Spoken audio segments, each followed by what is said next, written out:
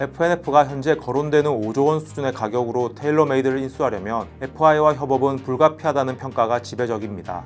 FNF는 현재 활용할 수 있는 자금 규모가 3,500억 원 수준으로 파악됩니다. 테일러메이드 인수 펀드 청산에 따른 차익 및 인수 금융을 고려하더라도 1조 원 중반대 자금을 외부 FI에게서 끌어와야 할 가능성이 높습니다.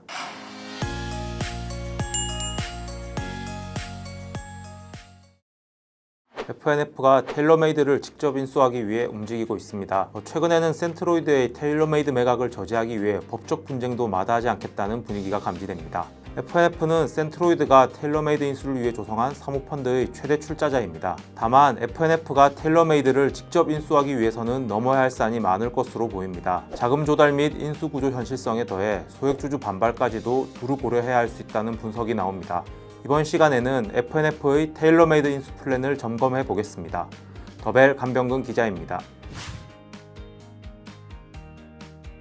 센트로이드는 현재 테일러메이드 매각 주관사를 선정하고 인수 후보군을 대상으로 투자 안내문을 발송한 상태입니다. FNF는 이에 반발해 매각을 저지하겠다는 입장을 밝혔습니다. 센트로이드의 펀드에 투자한 목적이 테일러메이드 인수였다며 이를 위해 모든 역량을 동원하겠다는 것이 주요 내용입니다. 사모펀드의 LP가 운용사의 포트폴리오 매각을 저지하겠다는 보기 드문 상황이 벌어졌습니다. FNF는 센트로이드의 테일러메이드 매각 절차를 중단시키기 위해 지분 처분 금지 가처분 신청까지 고려하고 있는 것으로 전해집니다. 센트로이드와 맺은 계약에 포함된 사전 동의권을 근거로 자신들의 동의 없이 진행되는 매각 절차를 중단할 수 있다고 판단하는 것으로 보입니다. 센트로이드는 가처분 신청으로 FNF와 법적 분쟁이 시작되는 것이 껄끄러울 수밖에 없습니다. 가처분 신청이 인용되면 매각 절차 중단을 놓고 별도 협상을 거쳐야 할 가능성이 큽니다. 가처분 신청이 기각되더라도 FNF와 본안 소송을 통해 장기간 다툴 가능성을 염두에 둬야 합니다.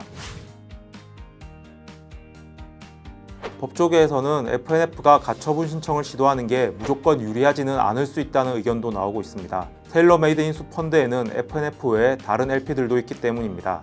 테일러메이드 매각에 잡음이 발생하면 인수 후보 이탈이 일어날 수 있습니다. 이는 매각 가격 하락으로 이어질 수 있는데요. 이 상황에서 이득을 보는 LP는 우선 매수권을 지닌 FNF밖에 없습니다. 다른 LP들 입장에서는 FNF 탓에 대규모 이익을 포기해야 하는 상황이 벌어질 수 있는 셈입니다. 다만 FNF 측에서는 센트로이드가 자신들의 권리를 완전히 무시하고 매각을 진행하는 게 문제의 원인이라고 주장하고 있습니다. 무리한 매각 시도가 펀드 LP 전체의 이익을 침해하는 결과로 이어질 수 있다며 최대 투자자로서 매우 우려하고 있다는 입장을 전했습니다. FNF가 현재 거론되는 5조 원 수준의 가격으로 테일러메이드를 인수하려면 FI와 협업은 불가피하다는 평가가 지배적입니다. FNF는 현재 활용할 수 있는 자금 규모가 3,500억 원 수준으로 파악됩니다. 테일러메이드 인수 펀드 청산에 따른 차익 및 인수 금융을 고려하더라도 1조 원 중반대 자금을 외부 FI에게서 끌어와야 할 가능성이 높습니다. 이만한 자금을 동원할 수 있는 FI는 국내외 대형 사모펀드 운용사로 한정됩니다.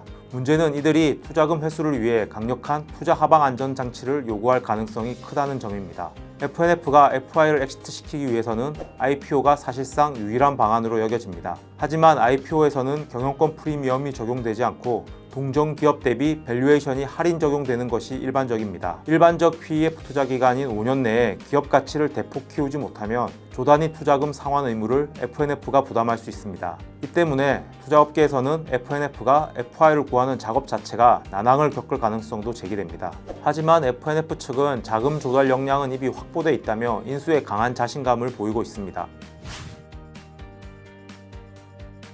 테일러메이드가 시장에서 거론되는 5조 원에 매각된다면 FNF는 1조 원이 넘는 재무적 이익을 얻을 수 있을 것으로 추산됩니다. 대신 직접 인수를 시도한다면 해당 재무적 이익을 모두 재투자해야 할 것으로 전망됩니다. FNF 시가총액은 약 3조 원, FNF 홀딩스 시가총액은 8천억 원 수준을 최근 오르내리고 있습니다. 5조 원 기업 가치의 테일러메이드를 인수하면 본체보다 큰 계열사를 추가하는 구조입니다. FNF가 테일러메이드 인수에 성공하면 연결 자산 가치를 높일 수 있다는 점은 확실합니다. 다만 해당 자산 가치 상승이 주가에 그대로 반영될 수 있을지에 대해서는 장담할 수 없다는 의견이 상당수입니다. 아쿠시네트를 인수한 미스터홀딩스 주가가 오르지 않았다는 점을 참고해야 한다는 의견도 있습니다. 오히려 주가 상승을 고려한다면 배당이 효율적일 수 있다는 분석도 제기됩니다.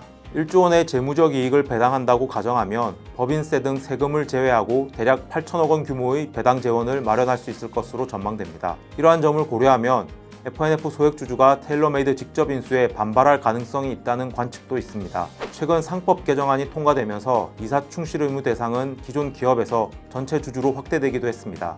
소액주주 반발이 발생한다면 F&F로서는 이를 무시하고 직접 인수를 진행하기가 어려울 수 있습니다. 테일러메이드를 둔 F&F와 센트로이드의 분쟁은 이제 본격적으로 시작되는 분위기입니다.